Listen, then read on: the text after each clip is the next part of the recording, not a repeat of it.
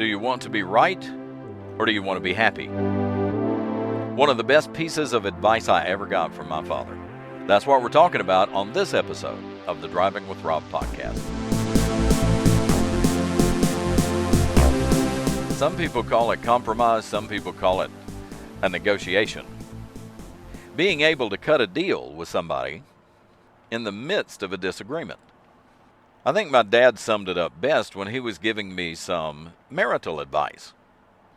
I was over at Pop's house one day, and he could tell that there was something on my mind. I didn't necessarily go over there to discuss it with him, but obviously had stuff on my mind that day.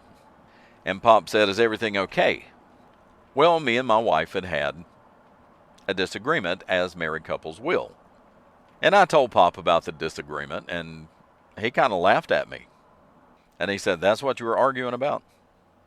I don't even remember now what the argument was about, but it was obviously something very trivial, to the point that Pop thought it was funny.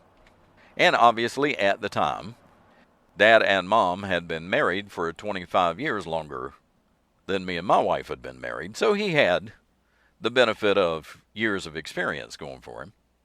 And Pop said, "This was a lesson that I learned a long time ago. Do you want to be right, or do you want to be happy?" The argument doesn't really start until you try to convince the other person that you're right. Because at the same time, they're trying to convince you that they're right. That's why there was an argument. My kids used to argue with each other a lot, because they're brothers and sisters. As I have mentioned at one time or another on this podcast, I had 5 children. I still have 5 children.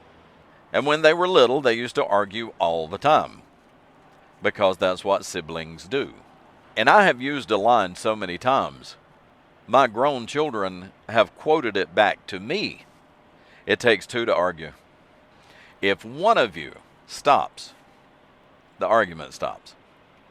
And my grown children today will tell you that even though me telling them that, making that statement, just irritated them even worse when they were in the middle of an argument, they also knew I was right. If 2 people are having an argument, only one person has to stop arguing.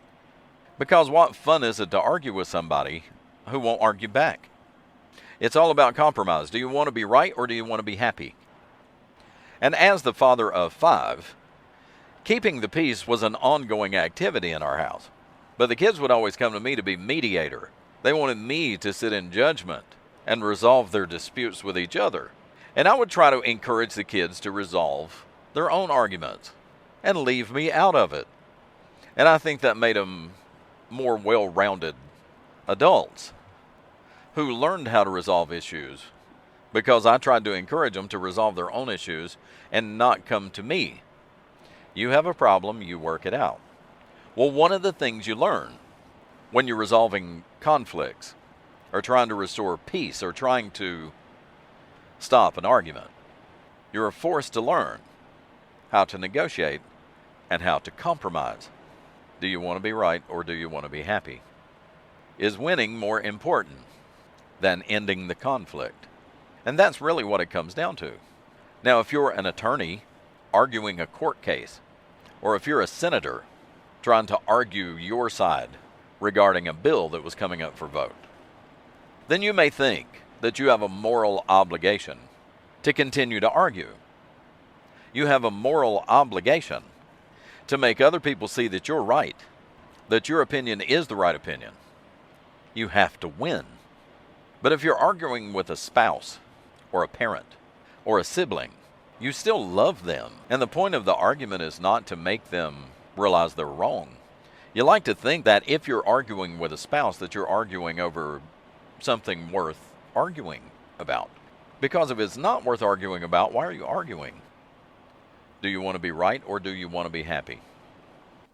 You've heard the old cliche, you have to pick your battles. Because there are some people who are going to take the opposite side of any position you take. And it may just be because they don't like you. You see it in politics all the time. I don't like you. You're a different political party. So therefore, everything you say, I have to take the opposite side. And there are some people who just enjoy arguing. There are some people who just live for a good fight. But when you're dealing with family, or a spouse, or a child, or a parent, cousins, aunts, uncles, they're still going to be your family, no matter how much you argue. And there are times, especially when you're dealing with a loved one, a parent, a child, a spouse, when you have learned through your experience that what they're doing is self-destructive, that what they're doing is ultimately going to hurt them, and you're trying to plead with them and get them to understand that what they're doing is going to bring harm upon them, and you're trying to argue with them to protect them for their own good. You're trying to get them to listen to reason, because what they're doing is self-destructive. But what you should do before you leave that argument with a loved one, someone who's special to you, someone that you actually genuinely are trying to help, who is just fighting you on it. Ultimately, when you leave that conversation, when you leave that situation, you should leave with the attitude, but I still love you. I love you anyway. Even if something that they did hurt you, and even if you believe that it was intentional, maybe it wasn't intentional, maybe it wasn't their intention to hurt you, you still love them anyway. And see, that to me is the divine spark in all of us, is the ability to love even when somebody hurts us. The ability to love somebody anyway, even though what they may have done to you may have devastated you. You love them anyway. Because it's very difficult to go on arguing with somebody when they're telling you that they love you. And that's the message from God.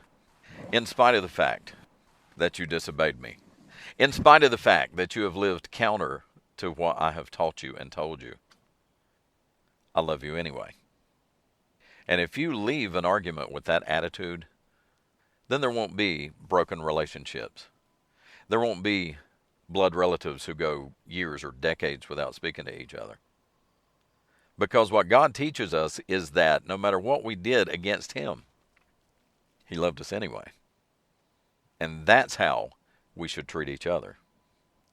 So, if you want to resolve a conflict, if you want to end an argument, no matter how old the argument is, just remember, it takes two people to argue. Do you want to be right, or do you want to be happy? And that's going to do it for this episode of the podcast. I appreciate you downloading and listening. Thank you for tuning in. Leave me a comment. Click on like, click on subscribe, and follow. I'll talk to you next time. Bye now.